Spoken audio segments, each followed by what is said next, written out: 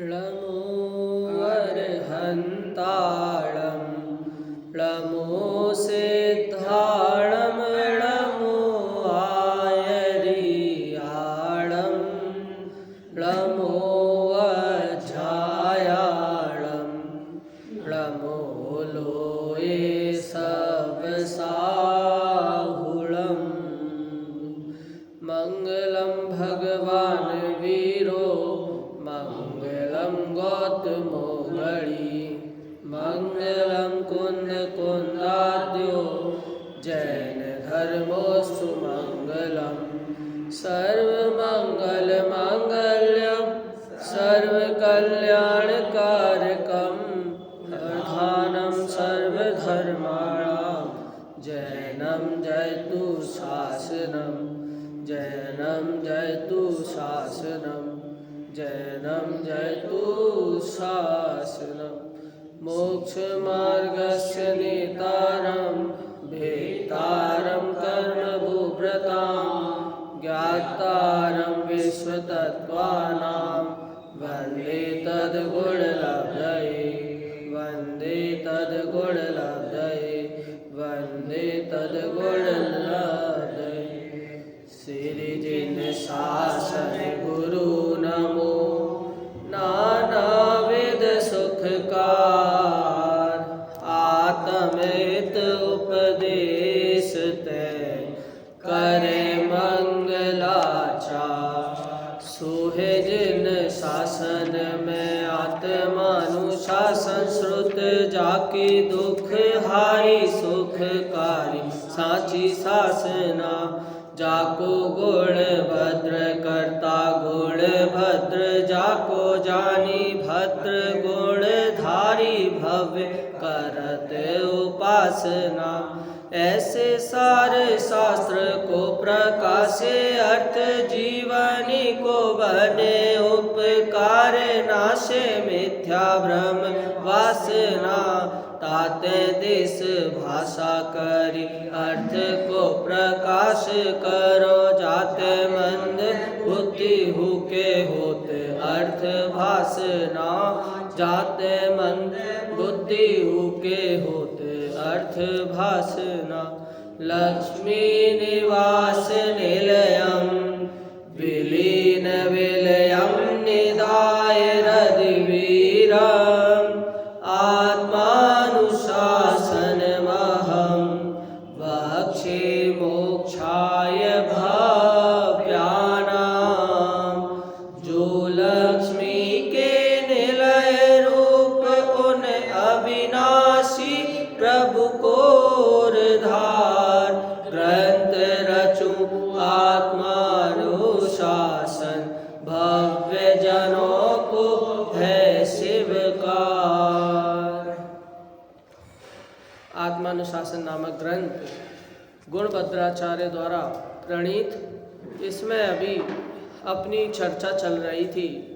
तप के संबंध में अपनी चर्चा यहाँ पर चल रही थी।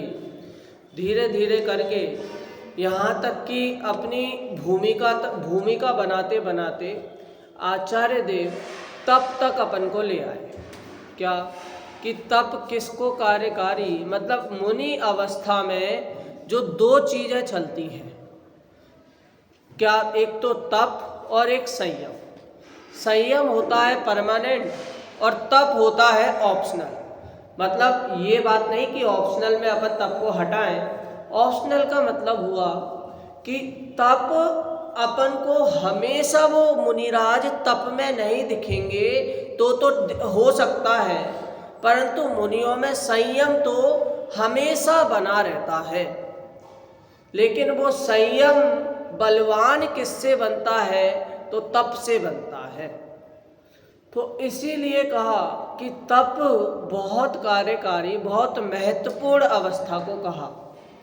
जिस प्रकार मिट्टी को भी अपन संसार में देखें तो मटका सर के ऊपर और मिट्टी पैरों के नीचे रहती है। मटका कहता है कि भाई अगर इस अवस्था पर आना है तो तपना पड़ेगा। स्वर्ण की शुद्धता भी जब ही होती है जब वो स्वर्ण अच्छे से तपाया जाता है। तो तप से ही जीव निखरता है, तप से ही उसकी मुक्ति दशा निखरती है। तो इसीलिए तप के संबंध में आचार्य देव ने काफ़ी चर्चा की कि तप ऐसी वस्तु है जिसे क्या काम रूपी व्याध भी जिसे घायल नहीं कर सकता, और यदि काम रूपी व्याध यदि घायल करता है तो वो अदुष्ट जीव को भी दुष्ट बनाकर ही छोड़ता है।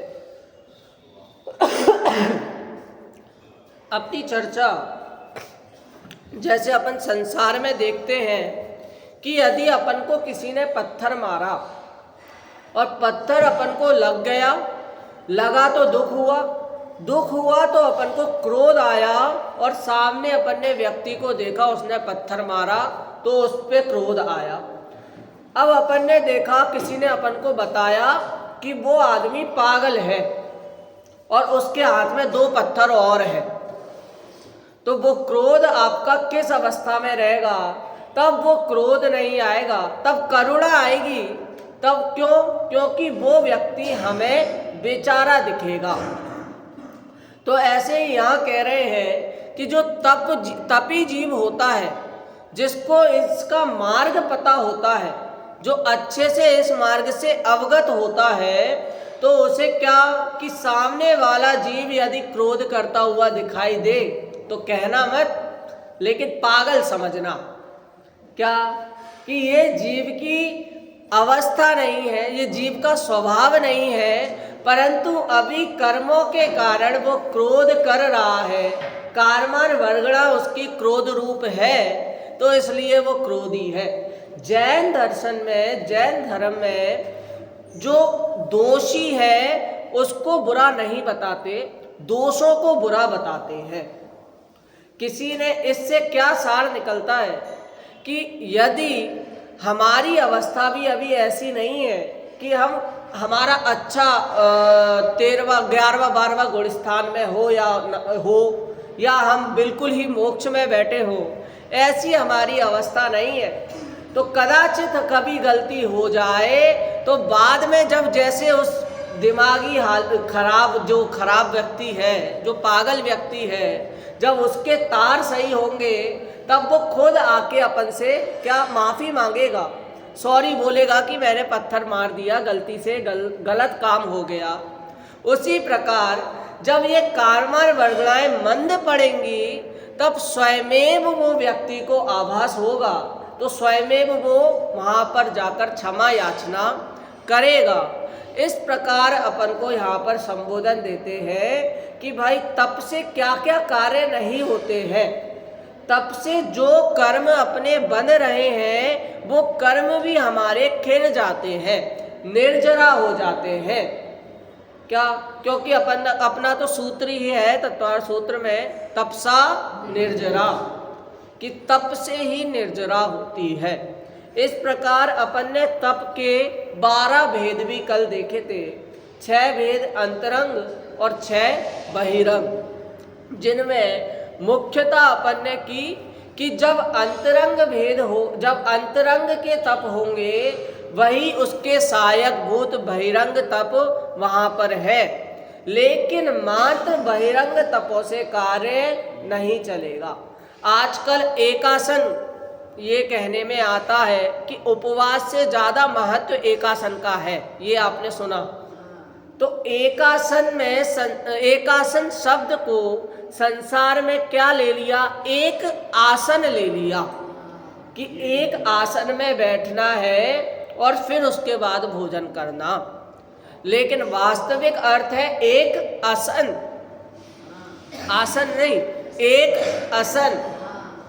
वे एक जगह गए, वहाँ पर हमें छोटे दादा उदाहरण देते हैं कि मैं एक जगह गया और वहाँ पर मैंने देखा कि मैं भोजन के लिए बैठा, मैंने भोजन कर लिया, मेरे बाद जो बैठे उन्होंने भी भोजन कर लिया, लेकिन एक व्यक्ति थे वो 6 घंटे तक बैठे रहे।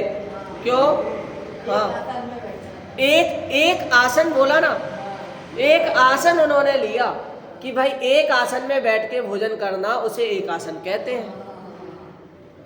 तो वहां पर इस प्रकार के अर्थ, और वो भी बैठे नहीं, खिसक खिसक के दूसरी जगह गए। क्यों? आसन हमें एक ही रखना है। तो एक आसन का अर्थ एक आसन नहीं, एक आसन होता है। तो इस बात को भी अपने अपने तप के जरिए उन्होंने अलग अलग परिभाषा संसार में बनाई गई है। जैसे कि महावीर भगवान, आदिनाथ भगवान, जितने भी अपन तीर्थंकर ले लें, उन सभी ने वो कभी दुखी नहीं हुए और ना किसी को दुख पहुंचाया।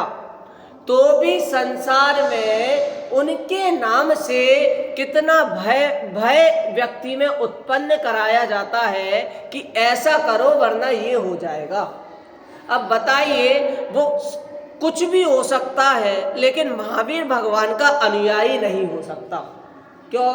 क्योंकि जो भगवान ना खुद डरे, ना दूसरे जीव को डराया, ना खुद भय जिनमें आया, ना दूसरे जीवों को उनके प्रति भय आया, तो बताइए वो महावीर भगवान के अनुयायी जीव ना खुद डरेंगे ना दूसरों को डराएंगे। क्यों? क्योंकि उनको कर्मों के संबंध में पता है। तो आजकल यही अपन को देखने में आ रहा है और यही समझा रहे हैं। कल किसी का मुझको मैसेज आया, उन्होंने बोला कि मैंने प्रवचन सुने और मुझे सडनली ऐसा दुखी सा होने लगा, रोने सा लगा। क्यों? क्योंकि मैंने पहले इतने कर्म किए हैं।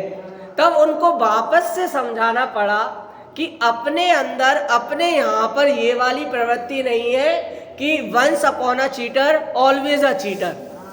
क्या? कि आपने पहले अपने जो भी कार्य किए, दुष्कर्म किए, जो भी कर्म बंधे हैं, तो वो आगे जाकर वो कर्म वैसे के वैसे ही रहेंगे, तो उसके लिए रोना तो नहीं है। क्यों? क्योंकि हमें प्राग भाव, प्रध्वंसा भाव आदि अभावों का यहाँ पर बताया है और उसको समझना है कि भाई जैसे पहले जो दूध था वो अब दही हो गया, तो उस दूध की पर्याय का इस दही की पर्याय में अभाव है। भूतकाल में जो कर्म किए हैं वो वर्तमान में धर्म आदि की शरण ग्रहण करके उनको खिराया जा सकता है या उनको कम किया जा सकता है। इस बात को प्राग भाव के समझने से बल आता है, निर्भयता आती है। तो इसीलिए यहाँ पर रोने का काम नहीं है कि पहले मैंने कैसे दुष्कृत्य कर दिए।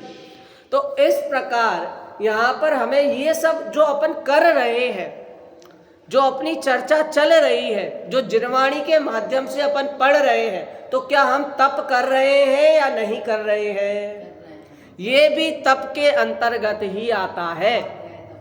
स्वाध्याय तप है और स्वाध्याय तप तो है ही, साथ में अंतरंग तप है। हाँ, वो भी चौथे नंबर का।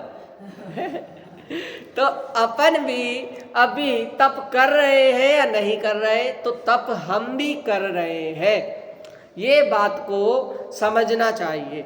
और अभी यहाँ पर पेज नंबर 106, पेज नंबर 106, उसकी जो हेडिंग है 105 के अंत में दी गई है।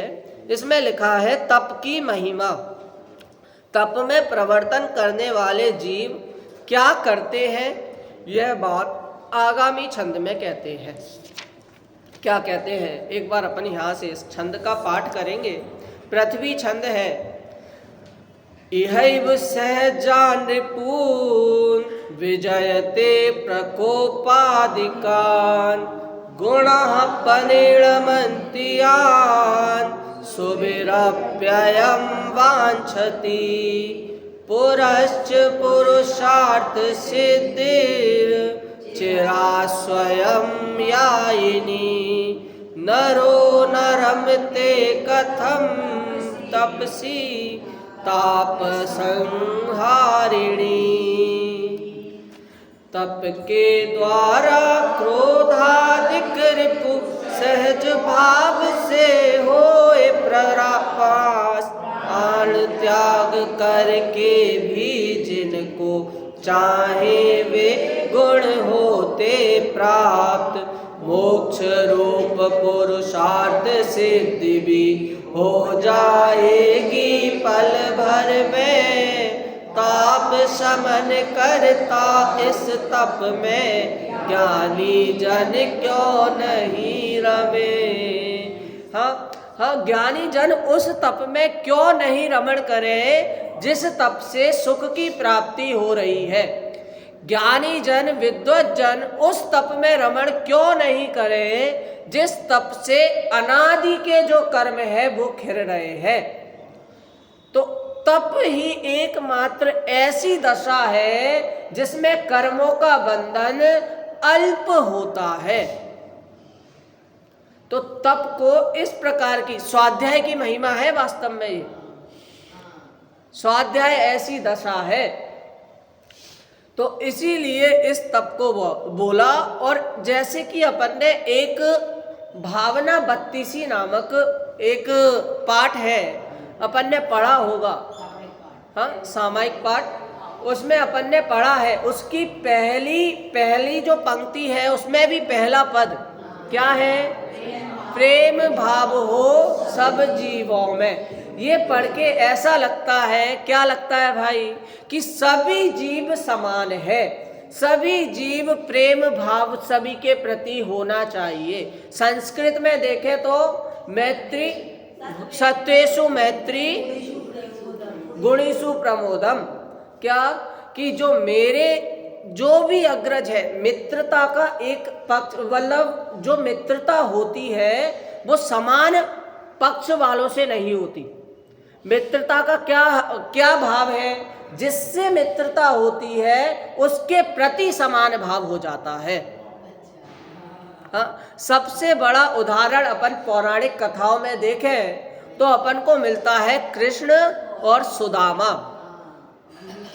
क्या कि भाई साहब, जरूरी नहीं है कि मेरी जिससे मित्रता है, यदि उसके पास 4 गाड़ी 1 बंगला है तो मेरे पास भी 4 गाड़ी 1 बंगला होना चाहिए। परंतु जिससे मित्रता है तो अंतरंग में एक समानता का भाव आता है। गुरुदेव श्री के प्रवचन में भी कई बार ये वाक्य आया होगा, हूँ भगवान छू तमे बदा भगवान छो अने भगवान बनवानी शक्ति छे। ये कई बार गुरुदेव श्री ने कई बार हर 4 पंक्ति के बाद एक ऐसा वाक्य आता है कि जिससे लगता है कि भाई समानता का एक भाव चल रहा है।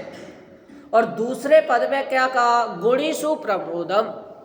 और जो गुणवान है, हमारे बीच में समानता का भाव तो हुआ, परंतु जो गुणवान व्यक्ति है उसके प्रति प्रामोद का भाव होना चाहिए। और जो भाई हमने ये तो समझा कि भाई मैत्री भाव हो, प्रमोद भाव हो, परंतु जो जीव दीन है, हीन है, उनके प्रति कैसे भाव करना चाहिए, जो जीव रह गए हैं उनके प्रति कैसे भाव करना चाहिए। हाँ, करुणा स्रोत बहे दुखियों पर। हाँ, ऐसे जीवों पे करुणा होनी चाहिए। और जितने भी शास्त्र वास्तव में लिखे गए उनमें से आधे से ज़्यादा शास्त्र करुणा के प्रति, आधे से ज़्यादा क्यों, पूरे ही शास्त्र बोले कि वो करुणा के उससे ही लिखे हैं। क्या करुणा है कि भाई ये संसार में जो जीव गलत दिशा में जा रहा है उसे इन सब के माध्यम से सही दिशा का भान हो, उसे करुणा का। और जो भैया दुर्जन है, जो गाली दे रहे हैं, जो हमें भगा रहे हैं, उनके प्रति कैसे भाव करें? माध्यस्थ। हाँ, अपन करुणा स्रोत बहे दुखियों पर, दुर्जन में मध्यस्थ विभो। तो ये जो तपी जीव, जो तप करने वाला जीव है, वो बाकी जीवों को कैसे देखेगा? भगवान के समान ही देखेगा। एक वो बोलते हैं ना कि जिस रंग का चश्मा लगाते हैं उस रंग के सारे व्यक्ति हमें दिखते हैं। यदि चमड़े की आंखों से देखोगे तो चमड़ा ही दिखेगा, लेकिन यदि द्रव्य दृष्टि का चश्मा लगाकर देखोगे तो सभी जीव भगवान दिखेंगे, चाहे वो प्रधानमंत्री भी क्यों ना हो। तो इसीलिए कहा कि तपी जीव जो मैत्री भाव सब में कर रहा है, जो किसमें सब में दीन दुखियों के प्रति करुणा भाव कर रहा है, गुणी जनों के प्रति प्रमोद भाव कर रहा है और दुर्जन लोगों के प्रति माध्यस्थ भाव रख रहा है, उस जीव को सभी आत्मा कैसी दिखेगी? सिद्ध के समान ही दिखेगी। अपन तो इसमें भी बोलते हैं का अपनी मेरी भावना लिखा है, तो मेरी भावना में भी लिखा है ना कि मैत्री भाव जगत में मेरा सब जीवों से नित्य रहे, दीन दुखी जीवों पर मेरे और में स्रोत बहे। मतलब दुर्जन क्रूर कुमार्ग रतों पर क्षोभ नहीं मुझको आवे, साम्य भाव रखूं मैं उन पर ऐसी परिणति हो जाए। हाँ, कितनी मतलब बताइए, सभी आत्मा, जो आत्मा की अपन चर्चा कर रहे हैं तब किस लिए कर रहे हैं? एकमात्र जैन धर्म में गुणों की प्रधानता कही है, तो अपन आत्मा को, आत्मा की इतनी चर्चा कर रहे हैं तो भैया इसके गुणों को लेना। वास्तव में ये आत्मा तो शुद्ध है ही, परंतु कर्मों की मिलावट से अपन क्या कह देते हैं कि आत्मा में अभी क्रोध आदि कषाय विद्यमान है। लेकिन देखा जाए तो ये कर्म आदि तो आत्मा से भिन्न ही है, पुद्गल ही पुद्गल के पास आता है। जो जीव अपने आप में अरूपी है उसे रूपी कर्म कैसे बांध सकते हैं? जैसे कि भील, एक भील, पुनरवा भील की अपन ने कथा सुनी होगी कि वो भील क्या करता है कि भाई मुझे एक नियम दो, मुनिराज से कह रहा है। मुनिराज ने जितने नियम बताया उसने बोला कि भाई साहब ये तो हो नहीं पा रहा है। तो मुनिराज ने बोला उसकी अवस्था देखकर कि तुम एक ही नियम पालो। वो कौन सा? कि कौवे का मांस का त्याग करो। पहले उसने सोचा विचारा, फिर एकदम से कहा कि हाँ ये तो हो जाएगा, बाकी चीजें तो है, तो ये तो मैं कर दूंगा। तो उसको भी मुनिराज ने क्या कहा कि ये भी ज्ञानी है, धर्मी है। मतलब ऐसी उदार, ऐसी दृष्टि होनी चाहिए कि जिसने भी एक भी चीज, एक भी नियम लिया है, एक भी जो व्यसन का त्याग कर रहा है, उसको भी मुनिराजों ने, उसको भी आगम में, उसको भी महापुराण में क्या कह दिया? धर्मी कह दिया। मात्र वही धर्मी नहीं, जो भी यहाँ से लेके तीर्थंकर तक जितने भी जीव हैं वो सब धर्मी हैं। ऐसी दृष्टि यहाँ पर तप करने वाले की कहते हैं। क्या कहते हैं? एक बार अपन इसके माध्यम से देखें। तप के द्वारा क्रोधाधिक रिपु सहज भाव से होए परास्त। तप के द्वारा जो क्रोधाधिक कर्म है वो अपने आप विनाश को प्राप्त होते हैं। और कैसे? प्राण त्याग करके भी जिनको चाहे वे गुण होते प्राप्त। और ऐसे गुणों की प्राप्ति होती है जिसको ये जीव खुद के प्राण का त्याग करके भी प्राप्त करना चाहता है, वो एकमात्र तप से हो जाती है। यदि बाहर में अपन उपवास देखें तो बाहर के उपवास भले कितने टाइम तक चले तो भी उससे अपन को गुणों की प्राप्ति नहीं हो रही है। लेकिन एकमात्र तप ही है जिसके माध्यम से अपन को मात्र अंतर मुहूर्त का बोला है। यदि अंतर मुहूर्त इस तप के माध्यम से हमें उन गुणों की प्राप्ति हो रही है तो इसके ऑफर में क्या बुरा है? अपन भी देखते हैं ना कि अपन जाते हैं, सेल में जाते हैं कि अपन को इतने का सामान मिल रहा है, बाद में इतने का ज़्यादा का हो जाएगा, तो अपन अभी वही प्रेफर करते हैं। कपड़े खरीदने भी जाते हैं तो एक जगह टंगा है एडिडास, लिवाइस, इन कंपनी का टंगा है, एक जगह टंगा है नॉर्मल कपड़ों का। तो अपन नॉर्मल कपड़े यदि 200 के हैं और कंपनी वाले कपड़े 2000 के हैं तो हमें कपड़े से मतलब होता है, तो हम तो भैया 200 का ही सजेस्ट करेंगे। क्यों? जल्दी पहनो और फिर सिर्फ दूसरा ले लो, और बाकी वो पहनने में, जो कंपनी वाले कपड़े हैं वो पहनने में आते नहीं हैं, शादी में निकलते हैं, किसी पार्टी में निकलते हैं और फिर वही कपड़े रखे रखे छोटे हो जाते हैं, या ये कहे कि हम बड़े हो जाते हैं। तो वही हम यहाँ पर कह रहे हैं कि यदि तप के माध्यम से अंतर मुहूर्त में ही उन गुणों की प्राप्ति हो रही है तो मात्र इसके ऑफर में क्या बुरा चीज है। तो तप ऐसी वस्तु है जो मरण प्राप्त करके भी जो व्यक्ति जिन गुणों के पीछे भाग रहा होता है वो मात्र तप से उसको उत्पन्न हो जाते हैं। मोक्ष रूप पुरुषार्थ सिद्धि भी हो जाएगी पल भर में, ताप शमन करता इस तप में ज्ञानी जन क्यों नहीं रमे। ऐसे ताप का, संसार रूपी ताप का जो नाश कर रहा है, उस तप में ज्ञानी जन क्यों नहीं रमना चाहेंगे, अर्थात अवश्य रमना चाहेंगे, क्योंकि इन्हीं तप के माध्यम से मोक्ष की प्राप्ति भी शीघ्र अतिशीघ्र इस जीव को हो जाती है। मोक्ष अर्थात मोक्ष में जाना है या नहीं जाना, हाँ या ना, नहीं जाना क्या आपको? तो जाना है, मोक्ष में जाना है। तो मोक्ष में यदि हम मोक्ष को एक स्थान के रूप में देख रहे हैं तो वहाँ तो सूक्ष्म जो निगोदिया जीव है वो भी है। तो यहाँ पर मोक्ष का अर्थ क्या लिया? यहाँ पर मोक्ष का अर्थ स्वयं मुक्ति लिया, स्वयं सुख लिया, जिससे सारे दुख नाश हो रहे हैं। जहाँ पर मात्र सुख ही सुख है उसको मोक्ष का। जैसे अपन विद्यार्थियों को संबोधन देते हुए कहते हैं ना कि ये विद्या निकेतन इस बिल्डिंग से नहीं है, ये विद्या निकेतन तुम विद्यार्थियों से है। हाँ, स्मारक में भी हमें ये कई बार बोला कि स्मारक इन सब हॉल, ये प्रवचन हॉल से नहीं है, स्मारक तुम विद्यार्थियों से है।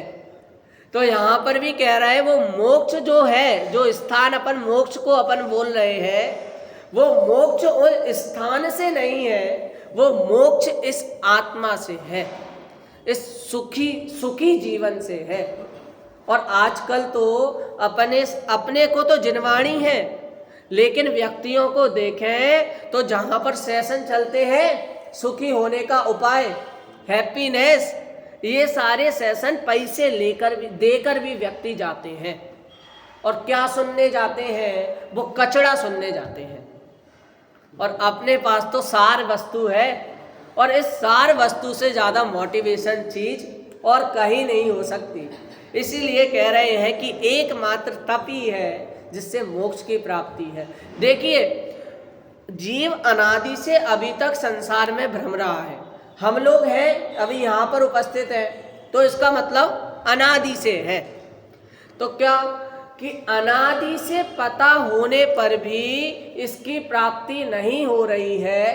तो जैसे हीरे की प्राप्ति को बोलते हैं ना, कोहिनूर को बोलते हैं कि उसको प्राप्त करना बहुत मुश्किल है, बहुत कठिन है, कैसे भी मर पचकर कितना उसको अमूल्य है कि हमें कितना मूल्य देना पड़ेगा, कितना सैक्रिफाइस करना पड़ेगा कि वो हमें प्राप्त हो जाए। इसी प्रकार बोल रहे हैं कि मोक्ष अभी तक प्राप्त नहीं हुआ तो तुमसे मात्र कितना सैक्रिफाइस मांग रहे हैं? कुछ सैक्रिफाइस नहीं मांग रहे।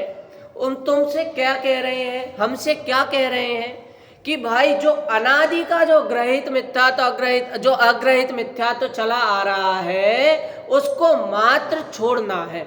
मतलब जो अपन ने नया ग्रहण किया हुआ है उसको मात्र त्यागना है। और यदि ये चीज नई वस्तु लग रही है तो अपन ने इसके पहले के श्लोकों में एक श्लोक आया था कि उसमें कहा था कि भाई साहब ये अगर नई वस्तु लग रही है तो इस नई वस्तु को फिर अपनाओ और पुरानी वस्तु को हटाओ, क्योंकि जगत की रीति तो यही कह रही है कि नोकिया फोन आप किसके हाथ में देखने मिल रहा है, बटन वाला? हाँ, अब सबके हाथ में वो टच स्क्रीन वाला फोन, एंड्रॉयड फोन ये देखने को मिलता है। क्यों? क्योंकि नई वस्तु आती है तो पुरानी से अवज्ञा हो जाती है। तो यदि ये धर्म नया लग रहा है, ये तत्व नया लग रहा है, तो इस नए को अपनाओ और जो पुरानी जो अज्ञान है उस पुराने अज्ञान के प्रति अवज्ञा धारण करो। देखिए, आचार्य देव को भी पता है कि जगत की रीति किस अनुसार चलती है। तो जैसे कि अपनी मम्मी बोलती है ना कि भाई जाओ, जल्दी क्यों आ गए, और खेल के आ जाओ। मम्मी बोल रही है और खेल के आ जाओ, लेकिन बच्चा बोल रहा है सॉरी। ये कौन सी बात है? मम्मी की बात नहीं मान रहा। तो आचार्य देव भी कह रहे हैं कि जाओ, नई चीज धारण करो, पुरानी चीज के प्रति अवज्ञा करो, क्यों नहीं करते हो? है ये एक प्रकार का टॉन्ट जिसे कहते हैं अपन अपनी भाषा में, तो टॉन्ट देते हुए आचार्य देव कह रहे हैं कि भाई ये चीज गलत हो रही है और ये मार्ग गलत है, इस प्रकार सही मार्ग को समझो। एक बार अपन देखें कि वो वाला कौन सा श्लोक था। हाँ, क्या? हाँ हाँ भाई, सार जीवन श्वास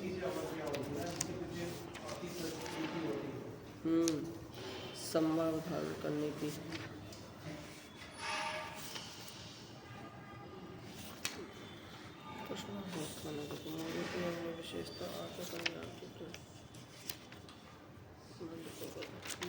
जगत की क्षण भंगुर नहीं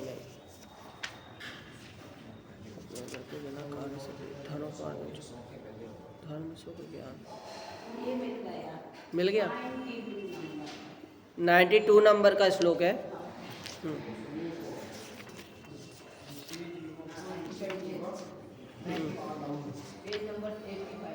अच्छा ठीक। हाँ, एक बार अपन श्लोक का, ये वाले श्लोक का भी पाठ करते हुए अपन देखें। आर्या श्लोक, आर्या छंद है। अति परिचित सवज्ञा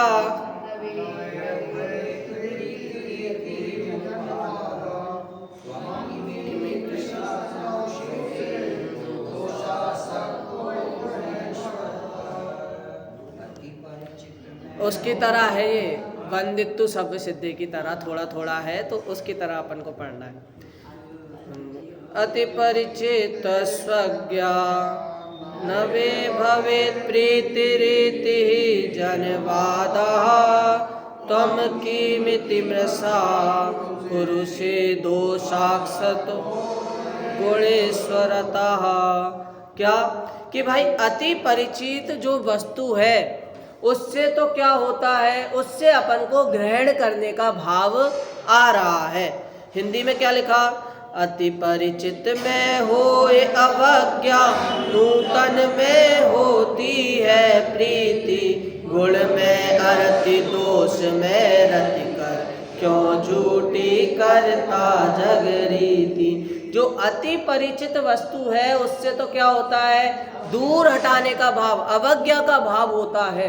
जो अपन आधे से ज़्यादा घरों में जाएंगे तो वहाँ पर टीवी रखी होगी। अब वो टीवी को, जो डिब्बे वाली टीवी है वो तो कम घरों में पाई जाएगी, लेकिन ज़्यादातर घरों में जो एलईडी चल गई है वो लगी होगी।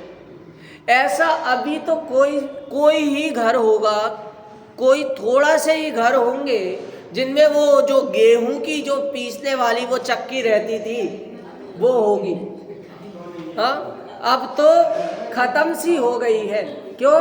क्योंकि नई नई वस्तु आई और नई नई वस्तु को अपन ने स्वीकारा और पुरानी वस्तु के प्रति अपनी क्या हुई, अवज्ञा हो गई। यही संसार की रीति चल रही है। तो क्यों आप इस संसार की रीति को हटा रहे हो? क्यों धर्म यदि नया लग रहा है, समय सार में आया, सुध परिचिदाणुभूदा सवस्व विकाम भोग बंद कहा, ए अत शुभ लंबो ऋण ऋण सुलहो विहतस। क्यों? क्यों? यदि तुम्हें शुद्ध परिचित हो पहले से और ये धर्म नया लग रहा है, तप नया लग रहा है, तो क्यों तप को नहीं अपना रहे हो? मतलब खुद की बनाई हुई रीति से ही पीछे हट रहे हो। ऐसी एक और वस्तु आती है ना कि अपन ने अपने संसार में अलग अलग नियम अपने बुद्धि के अनुसार बनाए हुए हैं। एक और बार मैं आपसे पूछता हूँ, पहले मैं पूछ चुका हूँ कि जिस व्यक्ति ने चाकू मारा है, चुपके से मारा उसने, बिना कोई देख ना ले, दूसरे व्यक्ति को चाकू मारा, वो व्यक्ति मर गया।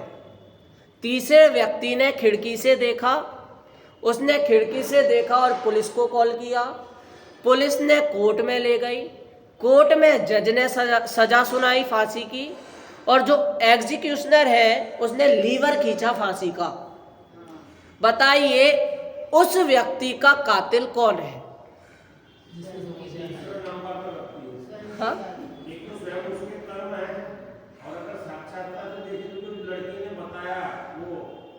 देखिए वो लड़का भी उसका कातिल नहीं है, वो जज भी उसका कातिल नहीं है, जो एग्जीक्यूशनर है वो भी कातिल नहीं है, जो पुलिस है वो भी कातिल नहीं है। जबकि इन सब ने सबके सामने उस व्यक्ति को सजा सुनाते हुए देखा है जज को, सबके सामने पुलिस उसको कोर्ट में ले गई है, सबके सामने एग्जीक्यूशनर ने लीवर खींचा है, तो भी आप उसे कातिल नहीं कह रहे। क्यों नहीं कह रहे? क्योंकि ये तो हमारे जगत के न्याय के अनुसार है कि उस व्यक्ति ने उसको चाकू मारा है, वो मर गया है, तो उसकी सजा तो होगी ही। यही कर्म कह रहे हैं कि यदि कर्म बांधे हैं तो कर्म अपना फल देंगे ही देंगे, परंतु जिसको पता है कि इन कर्मों से छूटना कैसे है, वो व्यक्ति इस कर्म से छूट जाएगा। किसके माध्यम से? तप के माध्यम से। हाँ, आप लोग बैठे हो तो आपको डर तो नहीं है ना कि 1 घंटे बैठोगे तो आपके कपड़े आपकी बॉडी से चिपक जाएंगे? नहीं, पता नहीं होगा ना ऐसा। क्यों?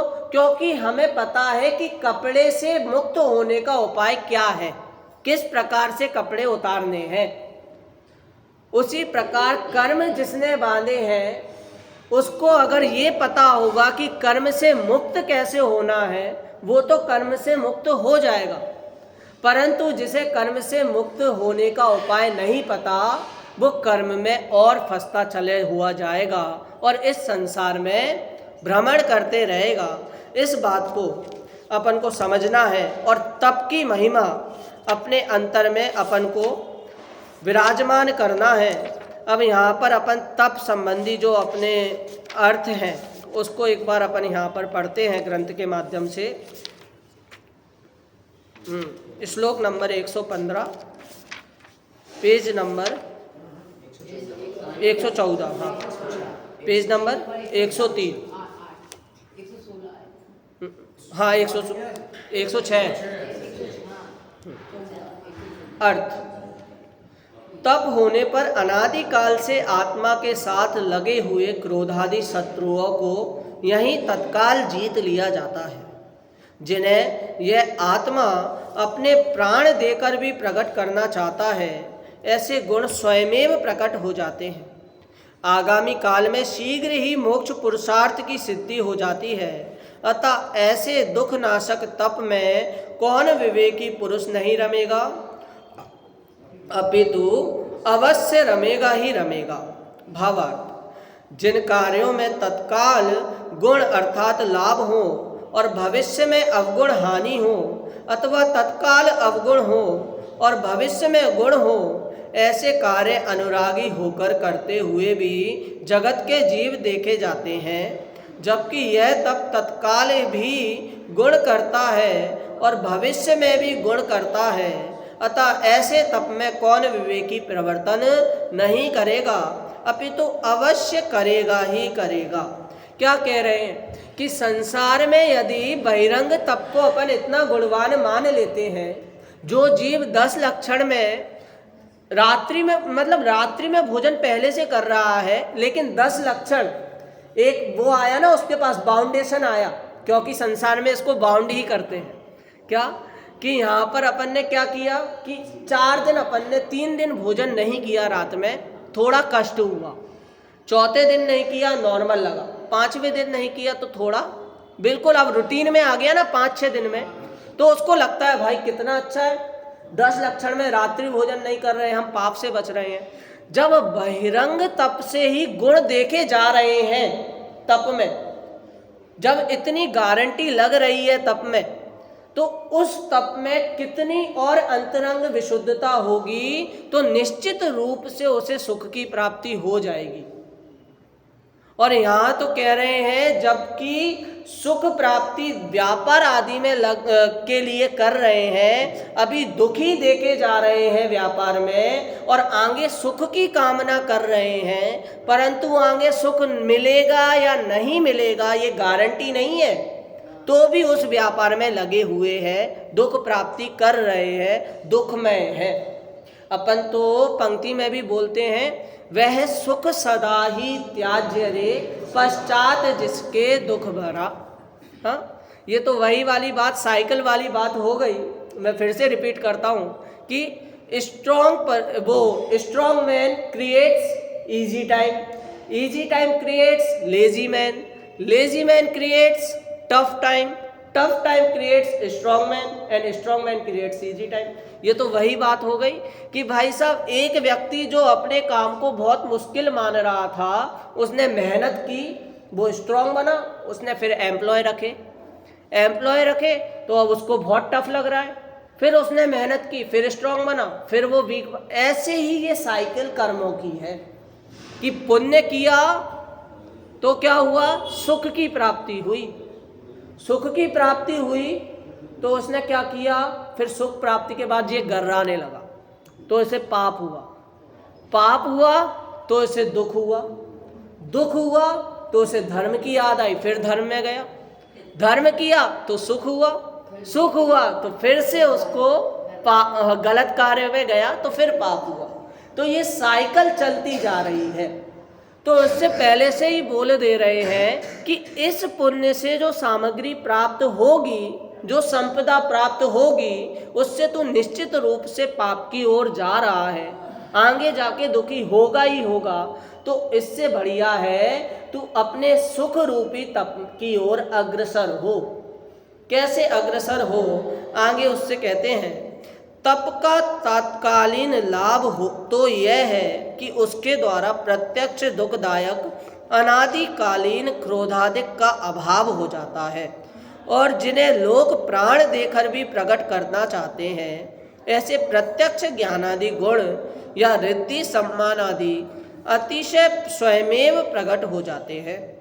तप का आगामी गुण अर्थात लाभ यह है कि उसके फल में शीघ्र ही पुरुष अर्थात आत्मा को अपने अर्थ अर्थात मोक्ष रूपी प्रयोजन की सिद्धि हो जाती है। इस प्रकार इस लोक और परलोक में गुण करने वाले अर्थात लाभदायक तप को जानकर उसमें रति या प्रीति अवश्य करना चाहिए। देखिए तप में क्या करना पड़ा उसे, तप वास्तव में वो है जिससे सारे कार्य से अपन मुक्त हो जाए।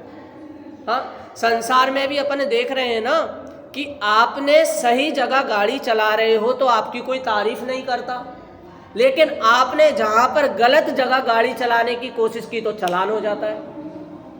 हाँ, ऐसी क्यों उल्टी प्रवृत्ति हो रही है? आपने हेलमेट नहीं लगाया तो आपकी चालान हो गया, और हेलमेट लगा के गाड़ी चला रहे हो तो क्या हो गया?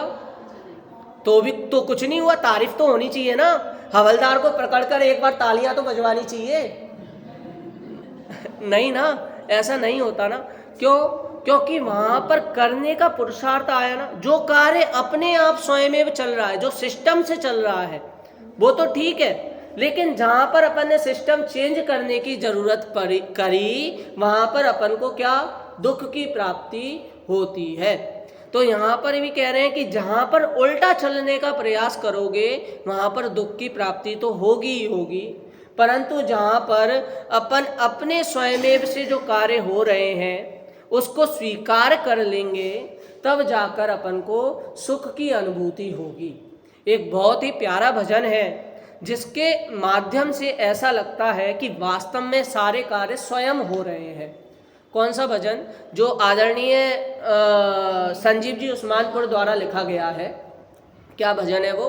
स्वयमेव इस जगत का सब काम हो रहा है, हमको भी धीरे धीरे श्रद्धान हो रहा है।